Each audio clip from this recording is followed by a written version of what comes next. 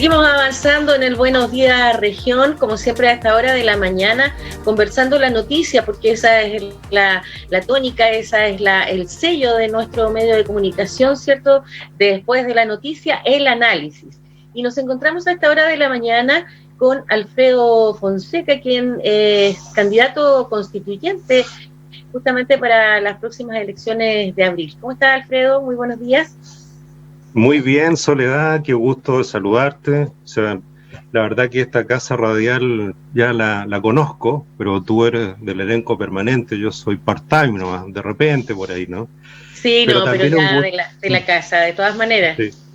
Pero también un agrado saludarte, sobre todo porque a mí me gusta apreciar la trayectoria de las personas que se dedican a las comunicaciones. Tú vienes de una familia de las comunicaciones, así que un honor que estar aquí en esta mañana contigo, que tú me estés, entrevistando, o que yo pretenda hablar de algún tema de interés para ti. Pero también quisiera hacer un recuerdo, no sé si tú me lo permites, fíjate. Sí, por supuesto, por supuesto. Porque yo conocí a tu papá. ¿Ah, sí? No es que esté hablando como la gente mayores porque ya me acerqué a la adulta, pero reconocí a tu papá, que fue un gran personaje de las comunicaciones de Magallanes. Además era un hombre que declamaba poemas de una manera maravillosa, digamos. Yo asistí a varias presentaciones. Pero la conexión a través de, digamos, de tu vínculo familiar, fue con un tío tuyo, que era don Pedro Ruiz Oyarzo, a quien yo le tenía muchísimo cariño, y a tus primos, a María Estela, a la Sonia, a Hernán, a Sergio, no le puedo creer, porque fueron vecinos míos en mi niñez, en una época maravillosa, cuando yo viví en Cerro Sombrero, entre el año 60, que me llevaron prácticamente guagua, bebé, hasta el año 70, y eran mis vecinos. Entonces eran los paseos en bicicleta con ellos, los juegos con ellos. Entonces había hasta la fecha hay mucho cariño. Hasta la fecha me encuentro con uno de tus primos y nos saludamos con mucho afecto. Así que ese vínculo, discúlpame la patudez, pero quería hacer. No, sí, que igual que bonito recordar, y yo aprovechándome del pánico también, entonces le envío un cariñoso saludo a mis primos, a quienes obviamente quiero mucho, y el recuerdo también para el tío Pedro, que bueno, ya no está en este espacio, cierto, físico, pero obviamente que siempre lo recordamos con mucho cariño. Así que te agradezco también ese recuerdo. Y de recordar a doña Estela, que también es un personaje importante. Por supuesto. Era una modista, digamos, destacada. Entonces, recordar con un esos sentido del humor maravilloso.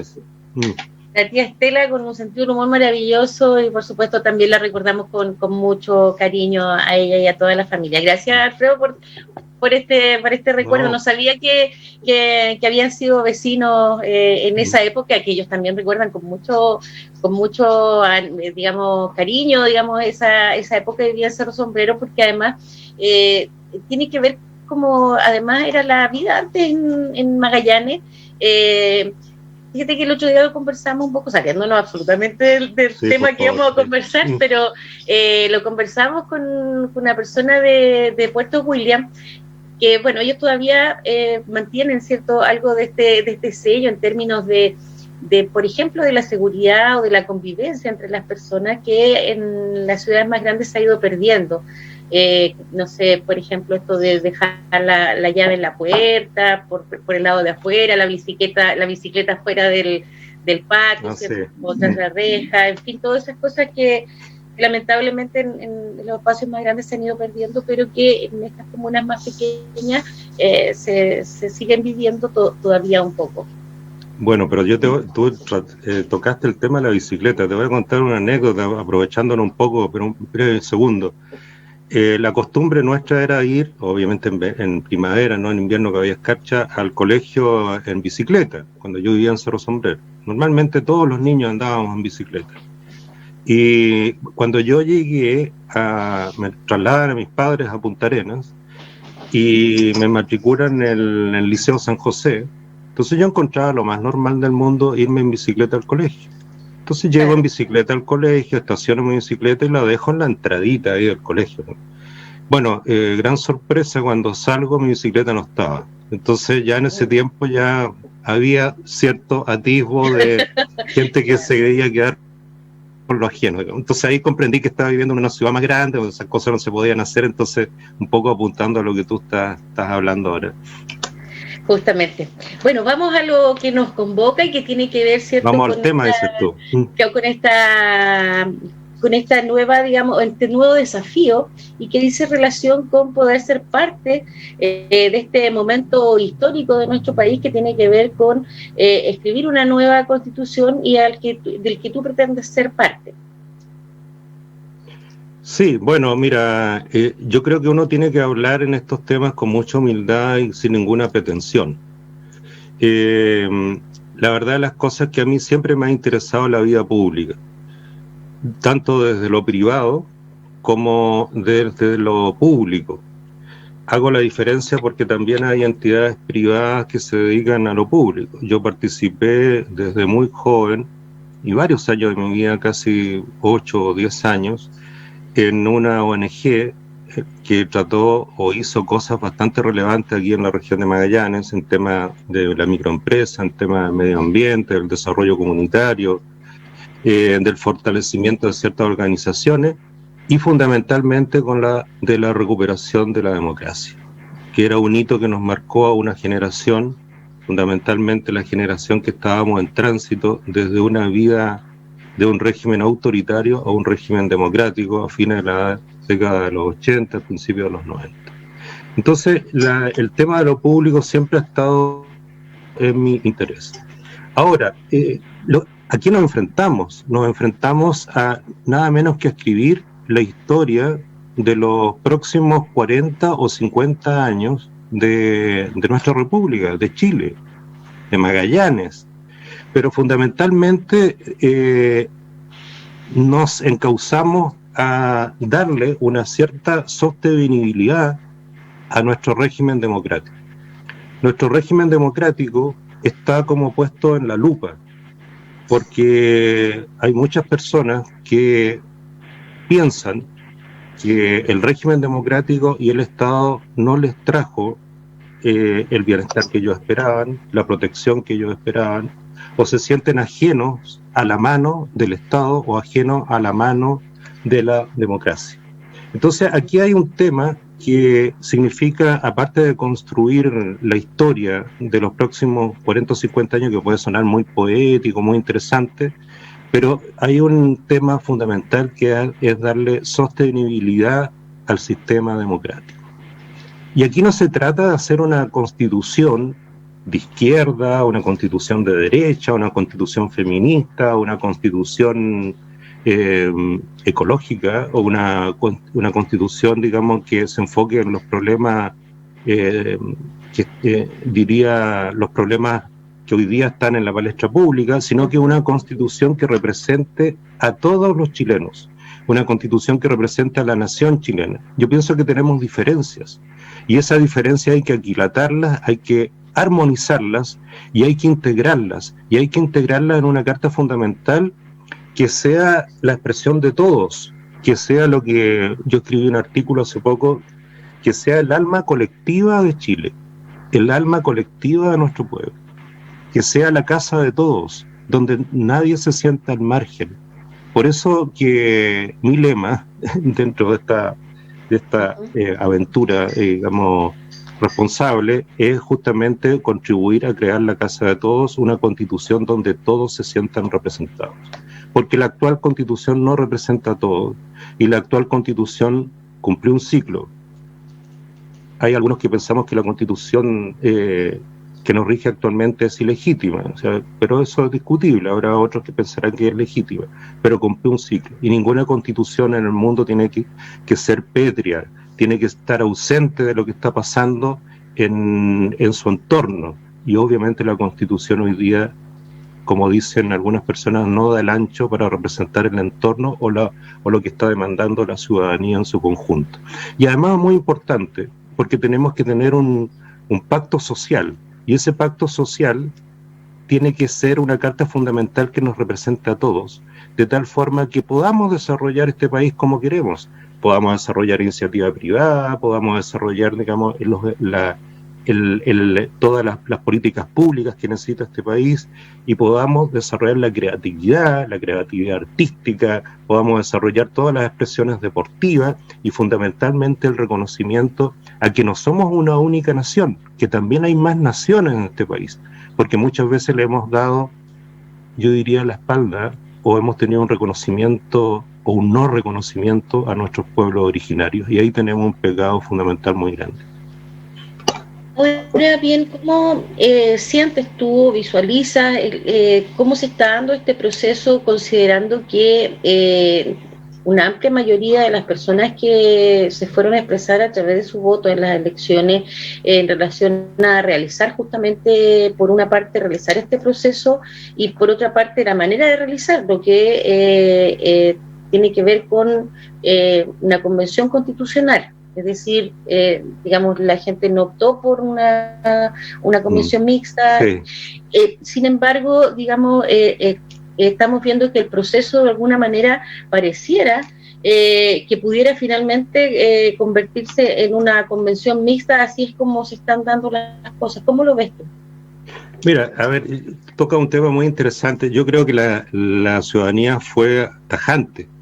O sea, si hubiese querido votar, o si hubiese querido preferir una convención mixta, lo habría expresado. Pero fue tajante. Estamos hablando de 80 versus 20. Entonces, la verdad que fue tajante y rotundo, rotunda la expresión de la ciudadanía por una convención constituyente. Y aquí yo creo que entramos a un tema fundamental que hay que tocarlo, digamos. Yo no estoy en contra de los partidos políticos. Hoy día yo soy independiente. Me considero un independiente de centro, liberal, un independiente liberal de centro con ideas humanistas cristianas. Porque yo tampoco creo que existen los independientes de asepsia penicilínica, o sea, que químicamente son puros. Siempre los independientes son pro algo. Pero vamos un poquito para atrás. Yo creo que aquí, digamos, también hay sectores o ciertos partidos políticos transversales, ¿no?, que van desde la derecha hasta la izquierda, que no han entendido la expresión de la ciudadanía. Yo creo que la gente no quiere que ex parlamentarios, ex ministros, ex subsecretarios o ex autoridades estén involucradas en este proceso. O sea, no solamente el tema de la votación de octubre pasado, sino que también las encuestas, todo dice o todo te enmarca en ese plan. Entonces, yo creo que le hace mucho daño a este tema que estén renunciando parlamentarios, sean del sector que sea, estén renunciando ministros, subsecretarios para involucrarse en este tema. Pero aún lo que encuentro más pernicioso todavía es que gente que fue prácticamente la pregonera del rechazo en el último plebiscito, lo cual es legítimo porque era su opinión, quieran hoy día escribirla o ayudar a escribir la Constitución. Alguien me podría decir, sí, pero es que tú no puedes prohibir eso. No, sí, obviamente que no se puede prohibir, pueden participar, pero sí yo creo que están en un, por así decirlo, quizás me voy a meter aquí en la pata de los caballos, pero están en un escalón moral un poquito más abajo, digamos, un peldaño lo menos más abajo. Porque te pongo un ejemplo. Si yo te encargo que tú hagas, voy a poner un ejemplo medio chistoso para amenizar, para no ponernos tan graves. Digamos, si yo te encargo a ti hacer una cazuela, y tú me dices, mira, Alfredo, sí, yo te puedo hacer una cazuela, pero yo soy vegana. Entonces yo voy a tener mi duda con respecto a ti, cuán rica o cuán buena te va a quedar la cazuela, digamos, por poner un ejemplo, digamos, y ponerle un poco de humor. Entonces, yo no creo que una persona que pregonó el rechazo, que fue el guaripola del rechazo, que es legítimo que lo haya sido, pueda escribir una carta constitucional o ayudar a escribir una carta constitucional nueva. Aquí hay dos errores, o tres errores. Uno, primero, digamos, el tema de que no es bueno que estén renunciando parlamentarios para incorporarse a una convención constituyente. Dos, la legitimidad también y el escalón moral en el cual yo me encuentro o no me encuentro, porque tampoco uno se puede poner como ejemplo la moralidad, digamos, para ayudar a este proceso que es tan importante, tan histórico, tan participativo. Si a mí no me gusta la participación, o si a una persona no le gusta la participación o no quiere que el pueblo se involucre en escribir una constitución, ¿cómo va a ayudar a escribir una constitución? Entonces, y el tercer error, yo creo que hay mucho entusiasmo y poco contenido.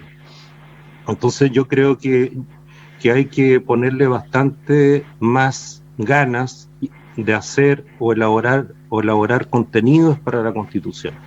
Yo vengo trabajando hace más de un año en un grupo de conversaciones y de exposiciones del tema constitucional con varios colegas. Fundamentalmente con mi colega Sarko Luksic hemos desarrollado un trabajo bastante intenso sobre el tema, para abordar casi todas las temáticas, no todas, porque es imposible abordarlo todo, sería muy pretencioso de mi parte, pero casi todas las temáticas que habría que involucrar en una nueva constitución. Y una de las que más me importa a mí es justamente hacer una armonización entre el principio de subsidiariedad, que el principio de subsidiariedad en sí no es malo, pero en Chile se ha tergiversado y se ha vuelto quizás algo malo, porque se ha basado solamente en el artículo 19, número 21 de la Constitución, que es la protección a ultranza de la empresa privada, lo cual no es malo, pero ha descolocado o ha, yo diría, desmejorado o atenuado la acción del Estado en muchas áreas. Y hay áreas en las cuales el Estado, sobre todo en la protección de los derechos, como puede ser educación, como puede ser la previsión, como puede ser la salud, que el Estado tiene que estar presente y tiene que estar mucho más presente, y no un Estado medio espectador como tenemos hoy día en muchas políticas públicas, en que lo que hace es entregarle un pase al área privada para que se preocupe del tema, y el área privada obviamente, legítimamente, lo que busca es hacer un negocio, lo cual en sí no es malo, pero yo no puedo privatizar todos los derechos sociales en Chile en aras que los privados se preocupen y como Estado quedarme ausente. Y ahí yo creo que tenemos una ausencia de un rol más protagónico del Estado que tenemos que reivindicarlo. Yo soy un convencido, Soledad, de que si Chile no invierte en educación, desde la educación parvularia en adelante, la educación parvularia, la educación básica, la enseñanza media, la universitaria, Chile no va a ser nunca un país desarrollado. Como a su vez también estoy convencido de que si Chile no desarrolla una protección social más grande, con énfasis en los adultos mayores, que algunos ya nos hemos acercado, otros se van a acercar un poquito más tarde, también vamos a ser un país, digamos, que no vamos a aprovechar toda la experiencia que tenemos y la sabiduría que tenemos, como lo hacen otras sociedades, en nuestros adultos mayores. El adulto mayor hoy día, ¿cuál es el gran problema que tiene el adulto mayor hoy día en Chile? Que aparte de la salud, aparte, digamos, tiene miedo a la pobreza. O sea, no puede ser que nuestros adultos mayores, después de haber trabajado toda una vida, tengan hoy día miedo a la pobreza en Chile. Entonces, eso habla muy mal de nuestro país. Y esas son las políticas públicas que de alguna forma tenemos que encauzar. La Constitución no va a solucionar todo, porque la Constitución es la ley matriz. De ahí se descolgarán una serie de otras leyes, digamos, para implementar las políticas públicas. De alguna manera lo que tú planteas es la importancia de lo que se llama comúnmente emparejar un poco la cancha, ¿cierto?, respecto de las posibilidades que existen para todos y cada uno de los que somos parte de este pueblo, de esta comunidad. Bueno, yo creo que suena así como algo medio raro y puede medio jocoso, pero la verdad que eso es lo que necesitamos, porque en Chile tampoco tenemos, o sea, no tenemos exactamente una economía social de mercado. En Chile tenemos un oligopolio rentista. Si tú ves o te pones a analizar, yo soy partidario de la empresa privada y soy partidario del emprendedor y soy partidario de la persona que tiene su negocio y se esfuerza y lo saca adelante, al empresario del turismo, al empresario del transporte. Creo que eso es muy relevante. Yo creo fundamentalmente en las organizaciones intermedias. Pero hablemos de los grandes negocios en este país. Si tú te empiezas a analizar los bancos, las ISAPRES, las AFP, las compañías de seguros. Y tú empiezas a ver la integración horizontal que tienen esas empresas, o son de los mismos dueños, casi de los mismos dueños, o están relacionados todos los dueños entre sí. Entonces en Chile, más que una economía social de mercado, tenemos un oligopolio rentista. 5 bancos manejan todo el paquete crediticio de este país.